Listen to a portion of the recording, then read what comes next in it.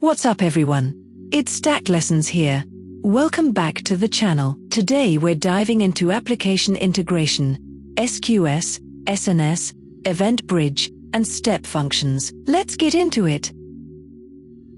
By the end of this video, you'll know exactly which of 4 Amazon Web Services messaging services to reach for the moment a question describes components talking to each other. Here's a common architecture problem. Teams wire services together with direct calls, and one slow component freezes the entire chain. Today we'll fix that with the messaging fabric of serverless architectures, SQS, SNS, EventBridge, and step functions, and the single mental model that ties all 4 together.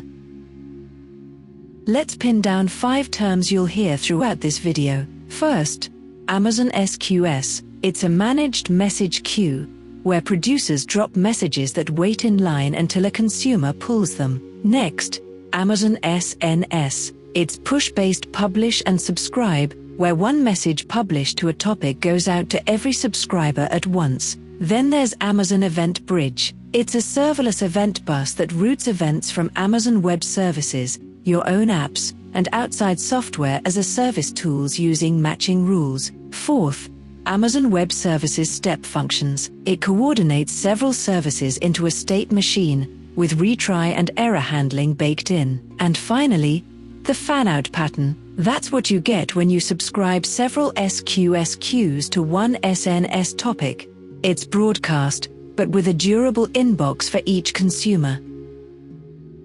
Picture one of Code Gorilla's clients building a document pipeline. A document arrives, it gets validated, then classified, then a team gets notified. The naive way to build this is to wire each step directly to the next, and that works fine, right up until one component slows down. When the database stalls, the service calling it stalls, and the service calling that one stalls too. One slow piece freezes the entire chain, and a single hiccup becomes a full outage. The fix is decoupling. Instead of components calling each other directly, they talk through a messaging layer. That way, when one piece struggles, the others keep working and the work simply waits. These 4 services are how you build that layer on Amazon Web Services.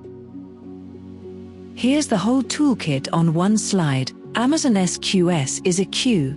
Consumers pull messages from it, and it decouples a producer from a consumer. Amazon SNS is publish and subscribe. The service pushes a message out, fanning one publish to many subscribers. Amazon EventBridge is an event bus with rules.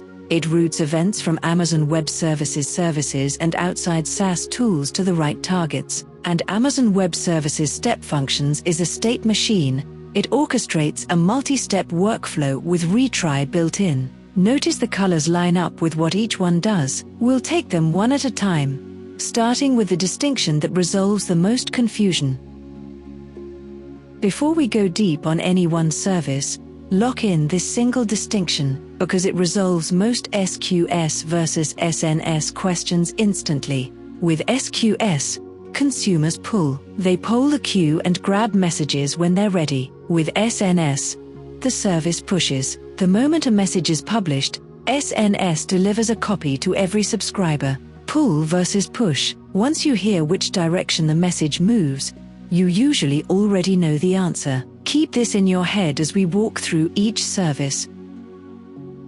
Let's start with Amazon SQS. A producer sends a message, and that message waits in line until a consumer polls the queue and processes it. So if your consumer goes down, the work doesn't vanish. It just waits patiently in the queue until a consumer comes back and drains it. It's fully managed and durable, so messages can persist for up to 14 days if nobody has picked them up yet. The real magic is what this buys you architecturally.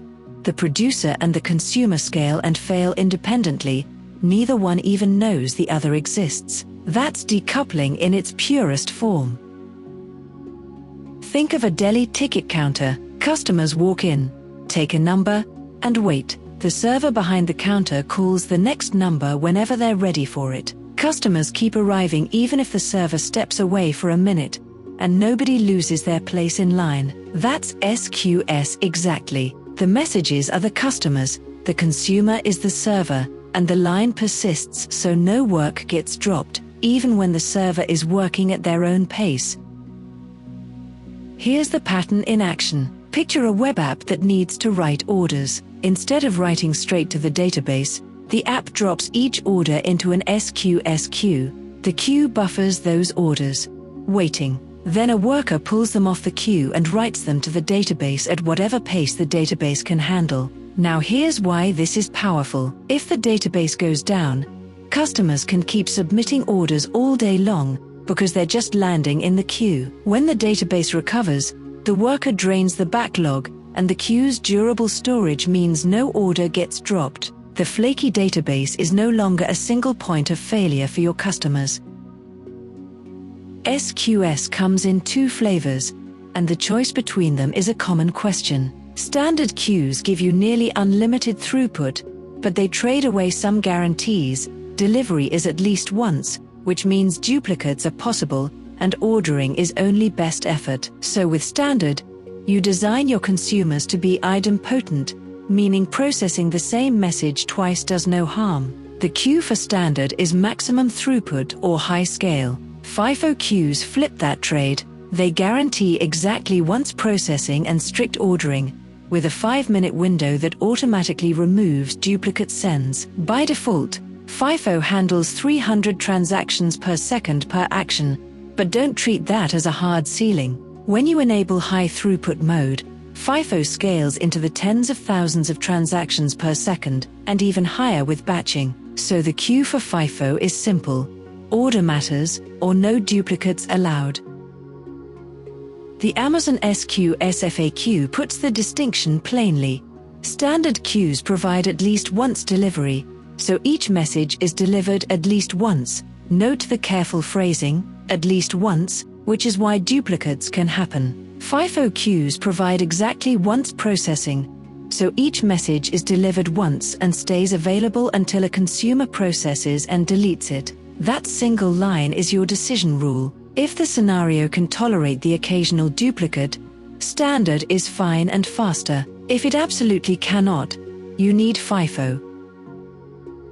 Now flip to the push side with Amazon SNS. A publisher sends one message to a topic, and SNS immediately pushes a copy to every subscriber of that topic. Those subscribers can be all kinds of things: SQS queues, Lambda functions, web endpoints, email addresses, even SMS text messages. Because it's push-based, subscribers never poll. Delivery happens the instant a message is published. But there's a catch you must remember: SNS does not persist messages. If a subscriber happens to be offline when the message is pushed, that copy is simply gone. There's no queue holding it for later.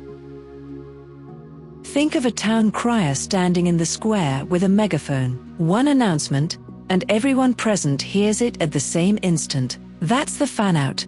One message reaching many listeners simultaneously. But here's the limitation built right into the analogy. If you weren't standing in the square when the crier shouted, you missed it entirely. There's no recording, no replay. That's exactly why SNS doesn't persist messages, and exactly why we're about to pair it with something that does.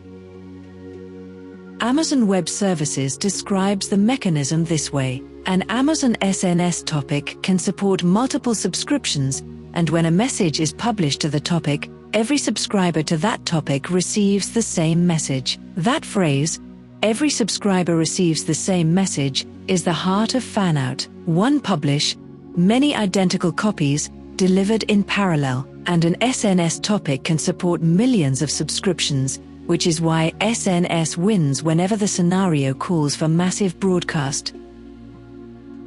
Now combine the two services, and you get the pattern Amazon Web Services itself recommends. An order is placed, and that single event is published to one SNS topic. From there it fans out to 3 separate SQS queues, one for billing, one for the warehouse, one for analytics. Each queue feeds its own worker, and here's the beautiful part: each worker scales, retries, and fails completely independently. If the analytics worker crashes, billing and the warehouse don't even notice, and the analytics messages just wait safely in their queue. You get the broadcast of SNS plus the durability of SQS, and when you want to add a fourth consumer next quarter, you just create a new queue and subscribe it. The producer never changes. Here's the takeaway worth memorizing. SNS handles the fan-out, broadcasting the message to everyone, and each SQS queue acts as a durable inbox so no consumer ever loses its copy. When a question says one event must reliably reach several independent consumers, the answer is SNS fanning out to multiple SQS queues, not SNS alone, because SNS alone would lose the message for any subscriber that happened to be offline. The town crier shouts, but every shopkeeper keeps a written copy in their own inbox to act on when they're free.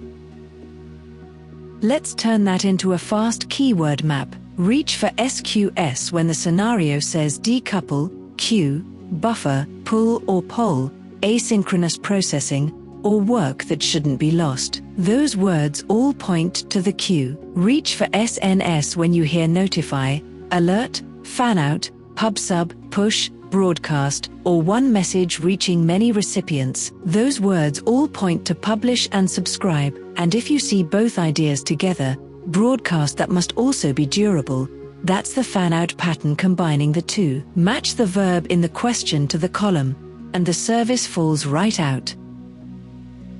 Quick checkpoint before we move on. SQS is the pull-based queue that decouples a producer from a consumer. SNS is the push-based pub/sub that fans one message out to many, and SNS with multiple SQS queues gives you broadcast with per-consumer durability. Those three cover most messaging questions. Now we shift gears to the other two services. EventBridge routes events from across Amazon Web Services and even outside SaaS tools, and Step Functions orchestrates multi-step work. Let's start with routing. Amazon EventBridge is a serverless event bus. Events flow into it from over 200 Amazon Web Services, from your own custom applications, and crucially from outside SaaS partners. Once an event lands on the bus, rules go to work. Each rule matches incoming events against a JSON pattern, and when an event matches, the rule forwards it to one or more targets. Those targets are the usual cast: Lambda, SNS, SQS, Elastic Container Service, Kinesis, and Step Functions, among others. One more thing worth knowing. EventBridge is the modern successor to what used to be called CloudWatch Events. Same lineage, far more capability.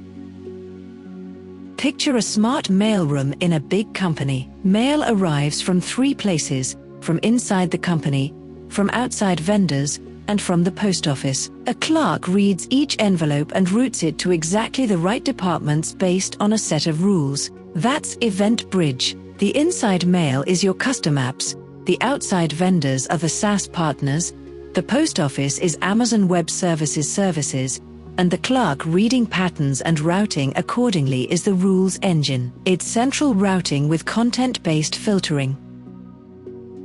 Here's the line that pins down when EventBridge is the right answer. According to the Amazon EventBridge FAQ, EventBridge is the only event-based service that integrates directly with third-party SaaS partners. That word "only" is doing a lot of work. SNS can't do it. SQS can't do it. So the moment a scenario mentions reacting to an event from an outside SaaS tool, EventBridge is your answer. Let's make that concrete. Say a Zendesk support ticket gets created, or Datadog fires an alert, or Auth0 reports a login event. Each of those arrives through a partner event bus in EventBridge. A rule matches the event pattern and routes it straight to a Lambda function or a Step Functions workflow. What you don't have to build is just as important: no polling code, no custom webhook server to stand up and maintain. EventBridge handles the ingestion for you. There's one behavior worth knowing, because it trips up newcomers. If an event matches no rule, EventBridge silently drops it, and no error gets raised. So when you send events and nothing happens, the first thing to check is whether you actually created a matching rule.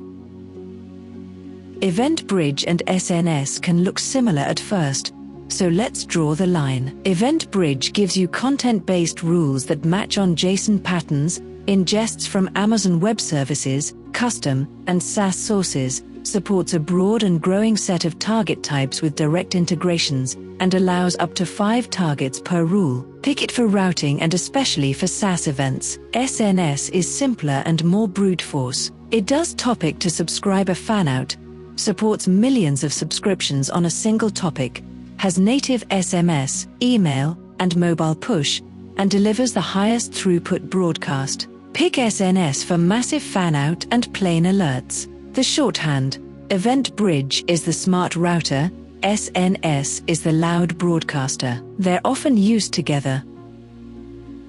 Our last service is Amazon Web Services Step Functions, and it solves a different problem entirely: orchestration. Step Functions coordinates Lambda, ECS, SNS, SQS, and more into a visual state machine. You define the whole flow as a workflow. Do this step, then run these 2 in parallel. And if this condition is true, take that branch. Sequencing, parallel branches, and conditional logic all stored in the definition. Failure handling is built in too, with declarative retry and catch. We'll get to those in a moment. And here's a fact worth holding on to. Standard workflows can run for up to 1 year. Compare that to a Lambda function's hard 15-minute ceiling, and you can see why long-running processes belong in step functions. Think of a head chef directing a busy kitchen. First, do step 1, then run steps 2 and 3 in parallel. If the sauce burns, redo it. That's a retry. And if the sauce simply can't be saved, switch to plan B. That's a catch routing you to a recovery path. The head chef holds the whole recipe in view and directs each station. Contrast that with one cook trying to juggle every task alone, losing track of what's done and what failed. Step functions is the head chef. A single orchestrator function trying to do it all is the overwhelmed lone cook. Now, engineers love Lambda, and the instinct is to just write one big orchestrator Lambda that calls the other functions in sequence. Here's why that goes wrong. That single function risks the hard 15-minute timeout. It pays for compute the entire time it sits idle waiting on a downstream step. Its retry logic is hand-coded inside the function, and when something fails, it's hard to trace without scattering print statements everywhere. Step functions fixes all 4. Standard workflows run up to a year. You pay per state transition rather than for idle waiting. Retry and catch are declarative and built in, and you get a visual trace showing exactly which step failed. When a question says orchestrate, coordinate, or multi-step workflow, that's your signal to choose step functions over a do-it-all Lambda. Let's tie it back to CodeGorilla's document pipeline, now built properly as a state machine. A document arrives and the first state, a Lambda, validates it. Then we hit a parallel state that splits into 2 branches running at the same time. One classifies the document, the other runs a virus scan. When both branches finish, the flow converges on a notify state that uses SNS to tell subscribers the result. And running underneath the whole thing is the resilience layer. Retry reattempts any state that hits a transient error, and catch routes genuine failures to a recovery path. The document is never lost, and you can see exactly where in the workflow anything went wrong. Let's look a little closer at retry and catch, because this declarative resilience is the core reason to choose step functions. Retry reattempts a failed state, typically with exponential backoff, so it waits a little longer between each attempt. It applies to task, parallel, and map states. Catch is the fallback. When a state fails for good, catch redirects execution to a recovery path. One practical limit before we go further: the payload passed between states is capped at 256 kilobytes. For anything larger, you store the data in S3 and pass a reference instead. That's the claim check pattern. Now back to catch. There's a special catch-all called states.all that catches every error type, and it must be listed last, since anything after it would never be reached. There's one verb to anchor on with step functions: and that's coordinate. The whole point of the service is to coordinate multiple Amazon Web Services into serverless workflows. Whenever a scenario asks you to coordinate or orchestrate several services into a multi-step process, step functions is the intended answer, not a chain of services calling each other, and not one overloaded lambda trying to do everything. Here's the whole episode distilled into 5 decision rules. When you see decouple, queue, pull, buffer, or asynchronous, choose SQS. When you see notify, fan-out, pub/sub, push, or alert, choose SNS. When one event must reach several consumers reliably, choose SNS plus SQS, the fan-out pattern. When you need to react to SaaS events from tools like Zendesk, Datadog, or Auth0, choose EventBridge, since it's the only one that connects to outside SaaS sources. And when the scenario says multi-step workflow, orchestrate, or coordinate, choose step functions. Match the words, pick the row. That's the muscle memory to build. Let's bring it home. First, SQS pulls and SNS pushes. That single distinction settles most messaging questions. Second, on SQS, standard gives you throughput and at least once delivery, while FIFO gives you strict ordering and exactly once. Third, SNS with multiple SQS is the fan-out pattern, broadcast with durability. Fourth, EventBridge is the only service that routes third-party SaaS events, and it's the successor to CloudWatch events. And fifth, Step Functions orchestrates multi-step workflows with declarative retry and catch, so you never reach for one overloaded lambda to coordinate everything. Now let's see how well all of this stuck with a quick 5-question quiz. Let's test what you've learned. Question 1. A web application must keep accepting customer orders even when the backend database is temporarily unavailable, and no order can be lost. Which service best decouples the application from the database? Is it A, Amazon SNS, B, Amazon SQS, C, Amazon EventBridge, or D, Amazon Web Services Step Functions? Pause here if you want more time. This one is B, Amazon SQS. The queue buffers orders durably, so the application keeps writing to it even while the database is down, and a worker drains the backlog once the database recovers. The keywords decouple and don't lose work both point straight to SQS. Question 2. A single order event must reliably trigger 3 independent downstream services: billing, warehouse, and analytics, each with its own retry logic, and no service can lose the message. What architecture should you use? A. An SNS topic with 3 SQS queues subscribed, 1 per service. B. A single SQS queue that all 3 services poll. C. An SNS topic with all 3 services subscribed directly as web endpoints. Or D. 3 EventBridge rules on 1 bus, each forwarding to a service. Lock in your answer before I give it away. The right call here is A. This is the classic fan-out pattern. One SNS publish delivers a copy into each subscribed SQS queue, so every consumer gets a durable inbox with its own retry and scaling. Subscribing the services directly to SNS, as in option C, would lose the message for any endpoint that's offline, because SNS doesn't persist. Question 3. Your team needs to automatically react to events generated by a third-party SaaS product, such as Zendesk or Datadog, and route them to a Lambda function. Which service is designed for this? A. Amazon SQS. B. Amazon SNS. C. Amazon EventBridge. Or D. Amazon Web Services Step Functions. Think about which service connects to outside tools. It has to be C, Amazon EventBridge, and here's why.